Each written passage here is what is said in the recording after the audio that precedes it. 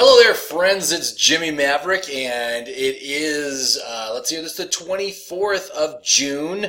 Things are kind of a dead zone as far as the NFL is concerned, and I thought I'd have a little bit of fun tonight. Usually when I do these mock drafts, my whole point is to try to draft the absolute best team possible, regardless of, my draft position or the size of the league. And we talk about the strategies and how to do that. But my app also works in the opposite direction. And that's what I wanted to do tonight. I wanted to create the all-bust team, the worst possible team that I could create in a 12-team league. And I'm actually going to be picking first here. You can see there I am right there, Team Maverick, picking first. And so let me show you what we're going to do. So first of all, I invite you to go check out my website, fantasyfootballmaverick.com. That is where you're going to find the app. The app is called My Perfect Fantasy Draft.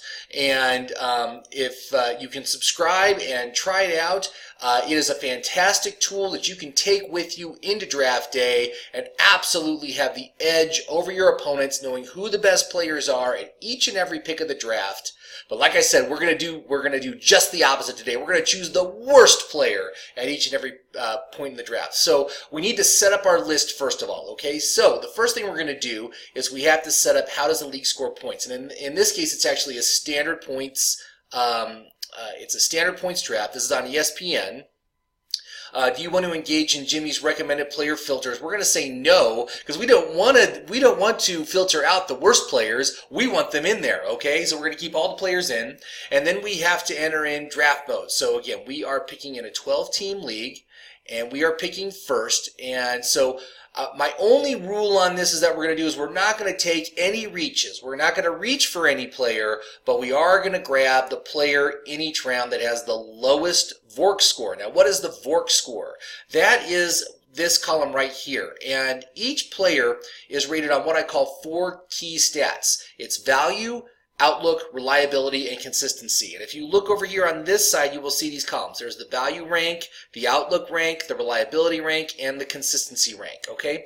Based on how they score in each of these, they earn points, and then those points are added up, and that gives you your VORC score, and then the players are sorted by the VORC score as opposed to being sorted by, a top 200 list or their ADP or anything like that. So when we look at the app, and when you first go in, we've engaged draft mode. You can see this represents each round of the draft, and of course we get 2 picks in each round.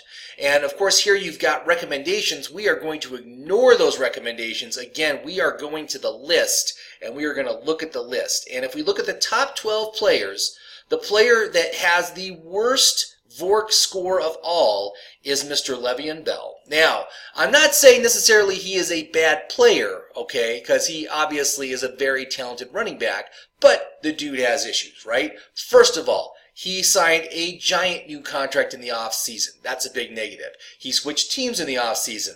That's a big negative. He has a medium reliability, and he has no consistency score because he did not play any football last year. So there's a lot of stuff we don't know about him.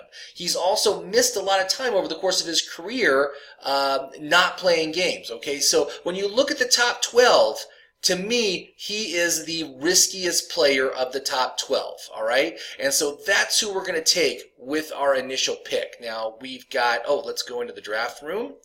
And of course, one thing I'm not going to do is I'm not going to be taking players from the 6th round and picking them up in the 2nd round, okay? We're going to go each round. We're going to find the worst player in each round and why we are taking them. So we've got a minute and a half until the draft starts. So let's just go ahead and we're going to queue up Le'Veon Bell. There he is. So he's currently going 5th, all right? So as far as I'm concerned, this is not a player you should be taking in the 1st round. Go with any of the other players. You'll be in a much better situation. And you can see here, as far as his VORC points scored, the top player, Ezekiel Elliott, scored 53 VORC points, okay? Alvin Kamara, 52. Saquon Barkley, 49, okay? Le'Veon scored 10. All right? He only got 10 VORC points based on his stats. That's not a good number to have. You can see also who's at the bottom. You got James Conner. Well, the big problem with James Conner is the whole situation in Pittsburgh is indicating that they're going to go to some sort of running back by committee. And Jalen Samuels is going to be in there, and maybe someone else. We'll see, but it's no longer going to be the single workhorse player. And James Conner's biggest negative is his value. We, when that news came out, we chopped his stats by 25% and gave him to Jalen Samuels, okay? And basically what that does is his value rank is the worst in the top 12, right? You can see here his value rank. Oh, I'm sorry, it's not the worst. Michael Thomas is the worst, but he's the second worst, 24th. So his value rank is 24th, but he is most often selected 10th overall. So that's a bad value. That's an expensive player. Michael Thomas is the same way. Huge negative right now on the value because we are projecting that his stats are that Michael Thomas's stats are gonna decline this next year. There's a number of things that go into factoring. Oh, here we go. 4, 3, 2, 1, and it is going to be our turn. And we will go ahead and take Le'Veon Bell first overall. That's a terrible, terrible choice. Now let's go to the second and third round, and let's figure out what awful players are we going to take. Now normally, when you look at the top players, who are the top ones in the second and third round for us? Well, Derrick Henry, Marlon Mack, Adam Thielen, all very well rated. Lots of VORC points. Look at that, 60 VORC points for Derrick Henry. You got Marlon Mack at 39. You got Adam Thielen at 38. You've also got some long shots here, guys, that might carry over from that might make it to us, like Mike Evans, T.Y. Hilton, George Kittle. The little gun means that there's a 50-50 chance that that player will be gone, right? So, again, they're not really going to be there. Obviously not the players we're looking at. We are going to the bottom of the list. And who is at the very bottom of this list? Oh, look at these terrible, terrible, terrible VORC scores. Right at the bottom. A.J. Green and Devonta Freeman, the two worst players in this round. And obviously there's multiple problems with these players, all right? It's not just one thing, but with both of these guys, they are both low reliability players. They are both still have an injury designation, so that kills their outlook rating. So they only have 1-star outlook rating. And you can see they are both rocking, let's see here, A.J. Green, negative 29 VORC points. Devonta Freeman, negative 25 VORC points. Okay, so basically, the VORC score can go negative, and the way I built the VORC score is to give them negative points if they score poorly on any of those 4 key stats, all right? So, you can see here on Devonta Freeman, he got 5 points for value, because he actually does have value at this pick. His value is just your draft pick number, which for us is 24, less his value rank over here, which is 19, and that gives you 5, right? So you got 5 VORC points for that, okay? But outlook, 1-star, minus 20 points. Reliability, low reliability, minus 10 points. Consistency ranking, he didn't play last year. So again, just like Le'Veon Bell, no consistency score, 0 points there. So that's how he gets his negative 25. A.J. Green did play last year, so he gets the dubious honor of not only being a terrible value, as you can see, minus 19 points on the value, minus 20 on the outlook, minus 10 on the reliability. He does get 20 points for consistency. He's very consistent when he's involved. Look, he gets, I don't know if you can see behind my picture here. Let me just scroll up a little bit so you can see. He gets a 10 out of 10. That's awesome, okay? So you know when he plays, he's going to be a part of that game plan, right? And he is going to be involved every week, which is a very positive thing. But he's rocking so many other negative factors right now. Now, of course, once these injury designations clear up, if we see these guys full participants during the fantasy season, I got no problem. We'll remove the injury designation. That will improve their outlook. That will move them up the VORC score. However, things like the low reliability just really hurts a player's value. And I just can't stress it enough. You just want to stay away, right? Just don't even bother. So now look, we're only up to pick 10. It's going to be a while until our next pick. I'm just going to pause until we're right up against our next pick, and then we'll go and we'll take our 2 terrible players.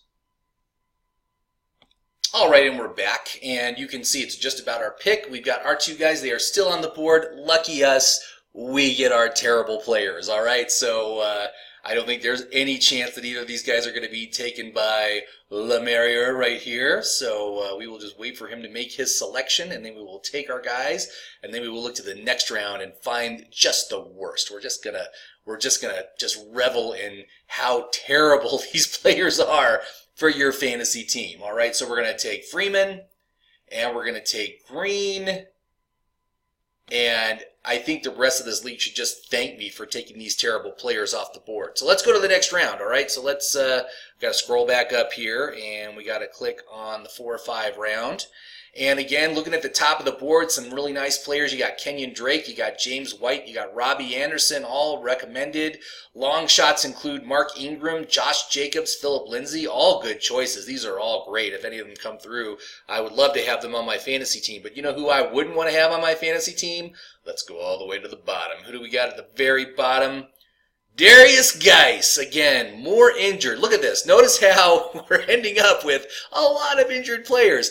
Injury designations really kill the Vork score because it just knocks the Outlook ranking down. And if they get a 1-star Outlook ranking, it's minus 20 points just on that. But so you got Darius Geis and Cooper Kupp with the lowest Vork scores of this round. Again, both low reliability players, both injured. Let's see here. Geis does not have any consistency ranking because he didn't play last season. Kupp did, and actually he scores all right on that. He scores 15 out of 20 for consistency, so he's very good for consistency when he plays. But again, these guys are high risk. Who else is high risk on this round? Eric Ebron, another injured player. And you got Hunter Henry and O.J. Howard. And the problem with these guys is they're terrible values at this point in the draft. Look at their value rank. Okay, so O.J. Howard, his value rank is 111th among the top 250 players. Hunter Henry, 116th. But you've got to take them here in the 5th round, basically. You've got to take this guy in the 5th round at pick number, what is our pick number right now? 48, 49. All right, at pick 50, and you got to take somebody whose value is in the hundreds. All right, that's a terrible recipe, and I expect these guys to both be effective this year. They're both going to score points. But the problem is that it's just not enough. And it's not enough for this point in the draft. They should be available much later than they actually are. But that's what kills their value. Above them, you got Mike Williams, another one where the value isn't great for this point in the draft. The value rank is 75th. Again, we're at only 49th, or 48th, right? So we're having to take a huge hit in order to get Mike Williams. Now, there's other draft positions where it's going to be much easier to get Mike Williams. If you go around and you have pick number 70 and he's still available, you might be able to get him, but actually probably not because he's going at around pick 60. This is his expected draft position, by the way, these numbers. But anyway, I think we got our 2 guys. They are definitely awful choices.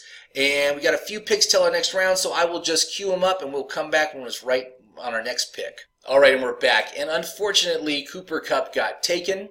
So we are going to have to bypass that option and go with another terrible choice. Let's go with Eric Ebron, who's going to be splitting time with Jack Doyle on Indianapolis Colts. And just so you know, Andrew Luck prefers to target Jack Doyle when he is on the field. So, and you have a split tight end situation anyway, which means that neither tight end is going to be worth anything for fantasy this year. But of course, you get the early charge to get it. So we'll get Darius Geis, and we'll get our tight end. We'll get Eric Ebron. And, this is just a terrible team. So let's move on to the next round. Let's see what's going on in the next round. So,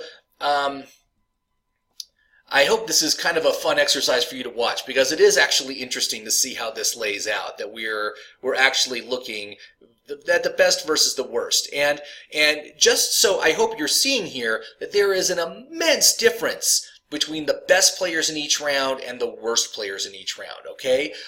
We are taking huge chances on these players. And you know what? Some of them will probably work out just fine, right? But I'm betting that most of these guys are going to be a mess most of the season, and the injury risk on them, on all of them, pretty much is pretty huge. So let's look. So we're at the 6th, 7th round. Top 3 recommendations: Robbie Anderson, Sterling Shepard, Tevin Coleman.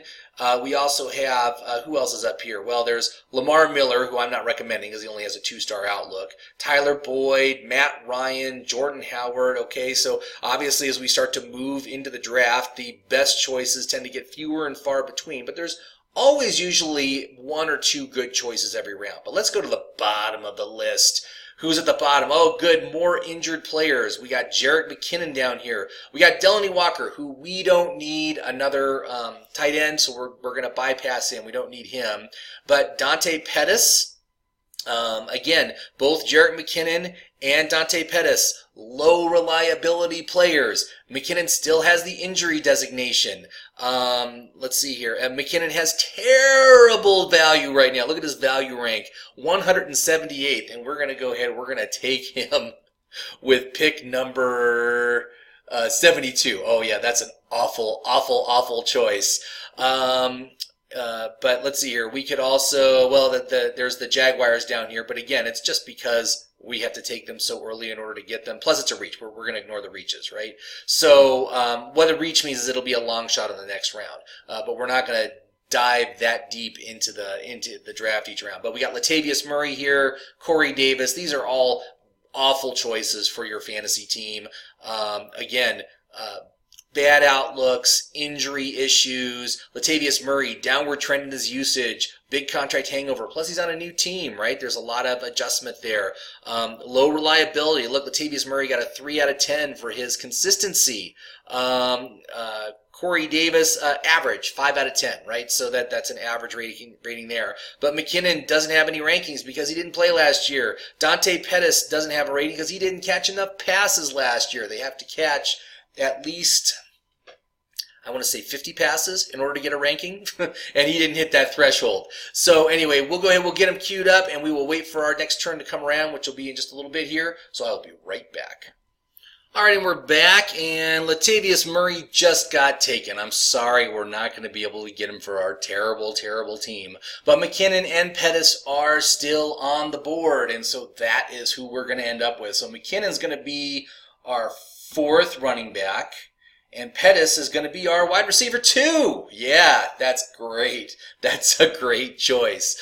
So let's move on to the next round, and let's see here. So we will go ahead and click on the 9th and 10th round. We still got to get our quarterback, and I got to tell you, if I'm going to go all bust on this, I'm going to take Drew Brees. Now, Drew Brees is a Hall of Famer. He's a fantastic quarterback, okay? And he had his glory years forever where the guy was throwing that ball 600 times a season. You always knew you were going to get massive production with him. But guess what? The New Orleans Saints is no longer that kind of a team.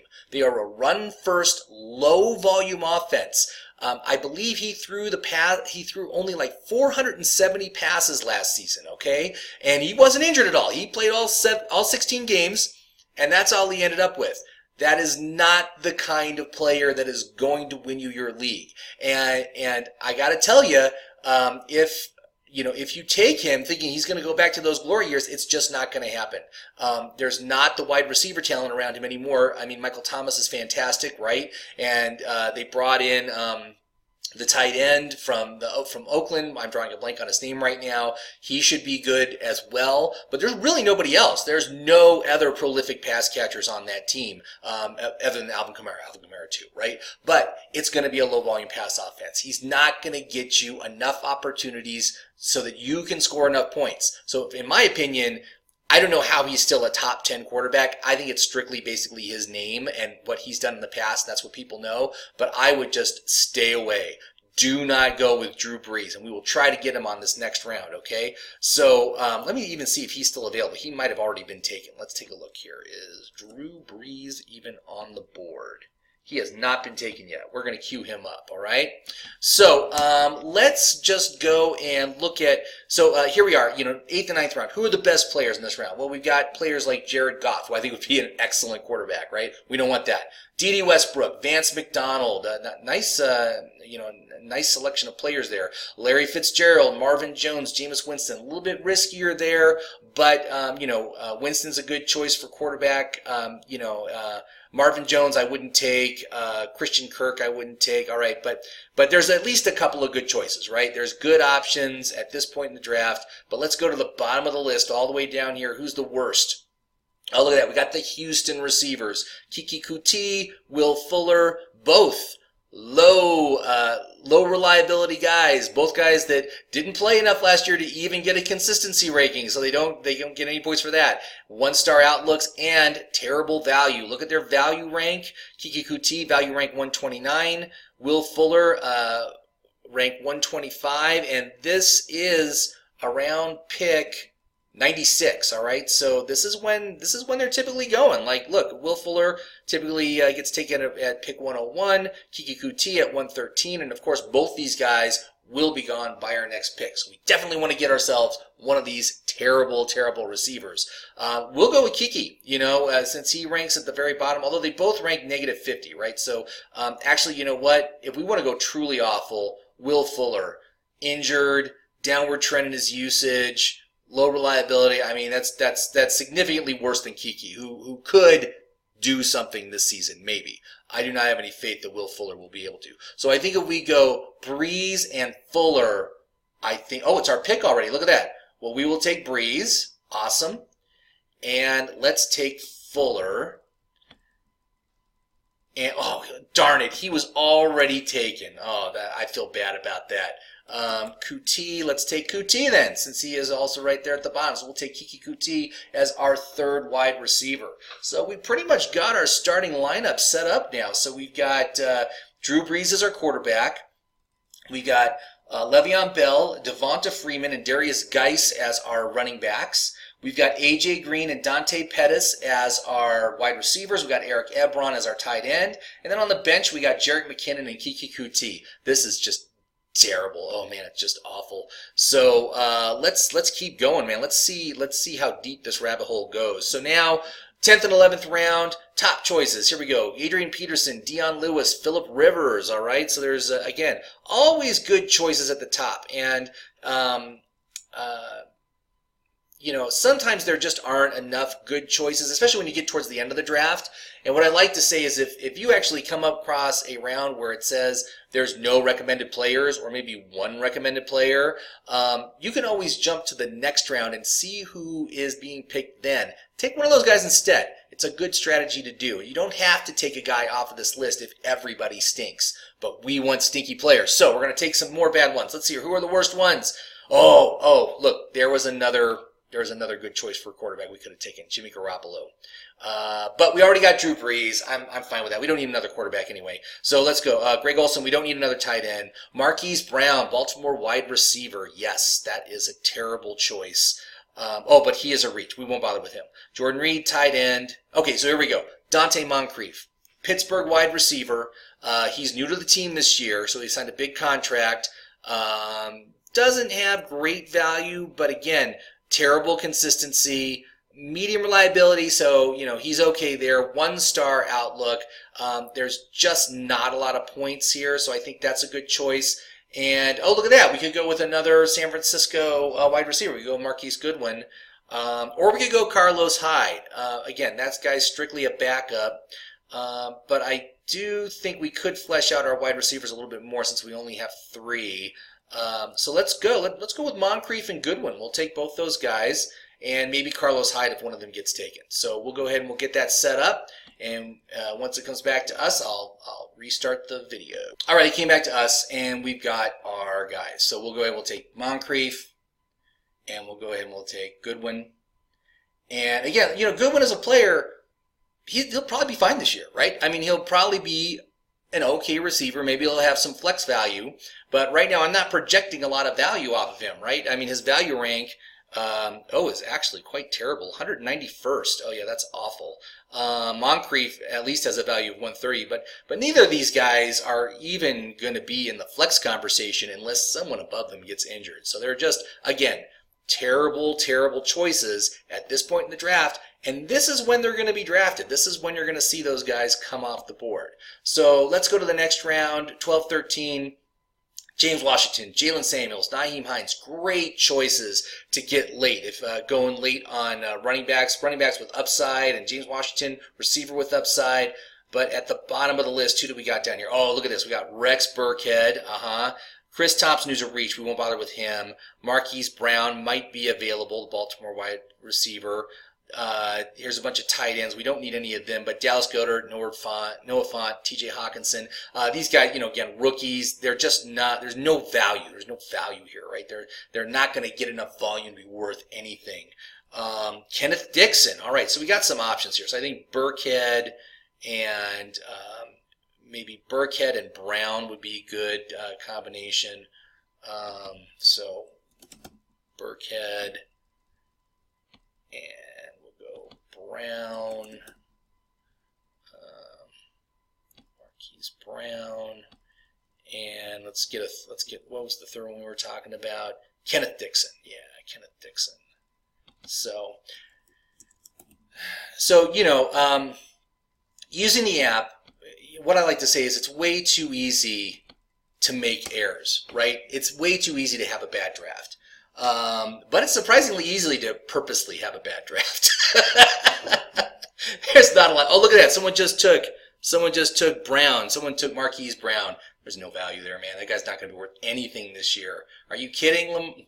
Lamar Jackson doesn't even throw the ball, man. I mean, it's a low volume pass offense. There's not enough volume that's going to head his way. Even if he becomes fantasy relevant, he's not going to be consistent. You're not going to be able to trust him week to week. It's a common problem with low volume passing offenses. Those wide receivers are terrible for fantasy, terrible, because they could go off and they could do nothing. Right? Even when you look at elites, like Michael Thomas last year, okay, the guy was amazing, right? 85% reception rate. But you look at the volume of his, what happened in some games, I remember there was one game where he went 4 for 4 for like 60 yards. And that was it. He only got 4 targets the whole game. Why did that happen? Oh, well, because it's a low volume pass offense. And actually, if you look at the top 12 receivers, he has the lowest consistency ranking of any of those players. So let's jump to the 14th, 15th round. Now let's see here. How many spaces do we have left on our bench? Because our bench is almost full. One more space. So then we'll take our defense. We'll take a terrible defense. We'll just take an awful one. All right. So let's go and look at the bottom of the list here. Quincy Enunwa is the bottom-ranked player here. Again, injured, new contract. 1-star outlook, low reliability, 3 out of 10 on consistency. I don't think you can see behind my picture here, but that's what it is. 3 out of 10 on consistency. Again, hard to trust. Value, ranked 210th, just awful. He's hardly ever going to be even in the fantasy relevant conversation. So let's go ahead and we'll take Quincy as our last player. And then as far as defenses go, what defenses do we have on this round? We'll just choose a bad one. So one of the things you can do on the app is use the position filters. And so we'll just look at the defense. Philadelphia Eagles, Dallas Cowboys. Oh, you know what? Those are both actually really decent defenses. But Philadelphia Eagles, their schedule, what's their early season schedule? Because that's always what I look at is who are they playing. They got Washington at home, then they're at Atlanta, and then Detroit at home. That's actually pretty good. I don't think we want them for our all-bust team. How about we look at the next round? What are the options? Let's see here. Green Bay, the Jets. Oh yeah, these are much worse, right? The Jets or the Packers. Let's see who are the Packers play, because I know they start with Chicago, so that's already a tough game. And they get the Vikings at home for week 2, and then Denver on week 3 at home also. That's pretty terrible. Let's go with the Green Bay Packers. We'll go with them. So. Green Bay. Let's go. I think we got to do Packers. There we go. Yeah, just awful choice. Okay. Oh, did someone take our guy? Did someone take? Oh, because I'm not seeing him on the queue. Oh, wait, I'm sorry.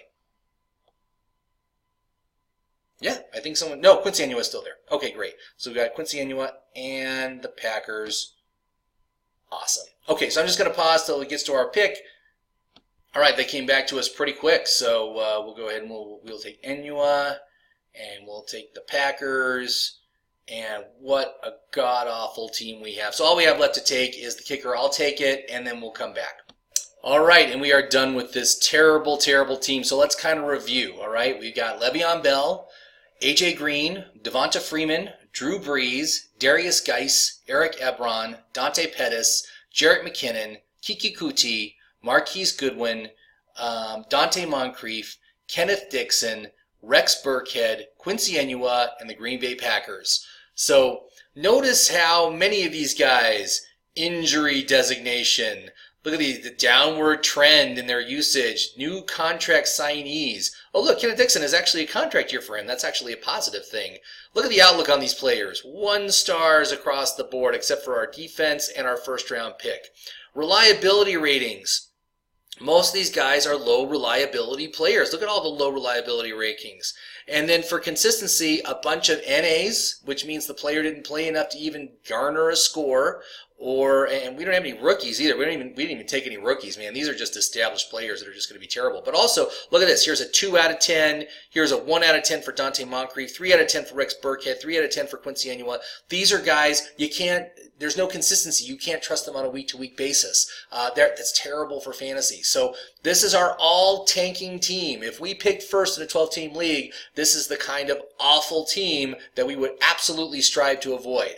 And just as easy as it was to find these terrible players, using my app, you can find the great players. We had them. They were at the top of the list every round. There was recommendations at the top of every round. It makes it super easy, all right? You will dominate your draft if you follow the recommendations and suggestions that the app provides for you. And I programmed it to be a live tool. You just be in there in the live draft and just work off of those suggestions and find your favorites. It's easy to find when your favorite players are getting drafted off the board. You just go search for them round by round until you find them. You can use the position filters to just, look at running backs. Oh, when is running back X going off the board? Oh, I see here. I'll need to take him in the 4th round if I want that player. Okay, that's good information for me to have, right? So please go to my website, fantasyfootballmaverick.com. Go check out the app. Try it out on a couple of mock drafts. See if you like it. If you do, subscribe, unlock all the features. It's really going to give you the edge on draft day. You will have an amazingly good draft using my app. And if you like this video, please like and subscribe, and please leave any comments. I'm sure some people are going to say, oh, but this guy, he's actually pretty good, right? And I actually have a feeling, Dante Pettis, you know what? He could be good. Maybe Marquise Goodwin could come on and be decent again. Keke Coutee, maybe possibly him.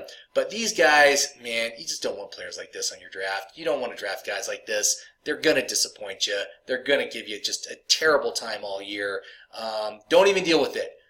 Stick to the recommendations. Stick to the top of the list. Don't look at the bottom of the list for the players. Just avoid those guys, all right? Thanks so much, everybody. Happy drafting. Have a good one. We'll talk to you next time.